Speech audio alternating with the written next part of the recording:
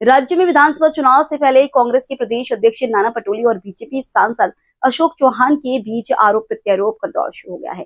अशोक चौहान के BJP में आने पर कांग्रेस प्रदेश अध्यक्ष नाना पटोले ने नांदेड़ की आजादी की आलोचना की। इस बारे में अशोक चौहान ने नाना पटोले को खरी खोटी सुनाई है।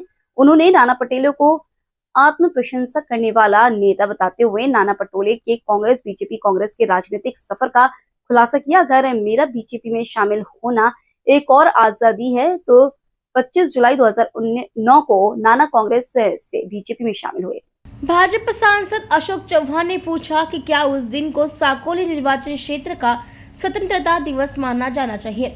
11 जनवरी 2018 को बीजेपी छोड़कर दोबारा कांग्रेस में शामिल हो गए।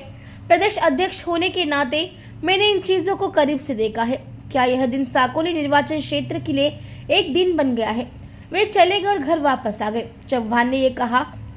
अशोक चौहान ने नाना पटोले को करारा जवाब दिया है। स्वाभाविक आहे, आता निवडणुका महिना दीड महिन्यावर येऊन पोहोचलेल्या आहेत आणि त्यामुळे भाजपाची पूर्ण देशामध्ये जोरदार बांधणी सुरू आहे। आमच्याकडे आमचं नेटवर्क मोठं आहे, सगळ्या जिल्ह्यात कार्यकर्ते आहेत, जबाबदाऱ्या निश्चित करण्यात आलेल्या आहेत आणि मुंबईमध्ये कोर कमिटीच्या मीटिंग सुद्धा होत आहेत। मी सुद्धा अनेक ठिकाणी सहभागी झालेलो आहे आणि आज मुद्दाम संभाजीनगरला कार्यकर्त्यांना या ठिकाणी भेटण्याकरता आणि इथे त्यांना सर्व कामं करतातच आहे, पण त्याचं मनोगत सुद्धा ऐकून घेण्याकरता आज मी ठिकाणी आलेलो आहे।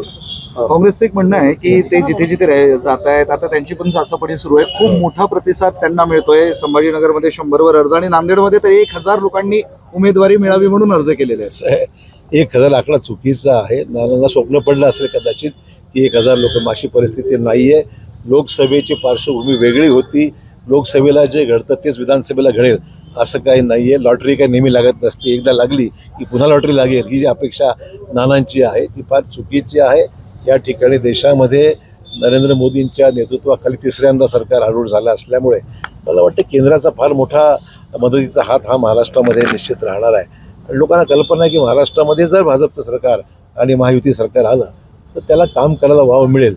या अनेक प्रकारे लोक विचार करणारी आहेत आणि लोकसभेची पुनरावृत्ती या ठिकाणी निश्चित होणार नाही। काल नाना दिव्य दिवशी दिव्य पक्षात गेलेत म्हणून आता ते सगळं विसरलेले आहेत म्हणजे काँग्रेस आणि जे विसरायचा विषय नाही। ज्यावेळेस मी तिथे होतो तिथे प्रामाणिकपणे काम केलं, आज इथे करतो। मला त्यांना मुद्दाम आठवण करून द्यायची।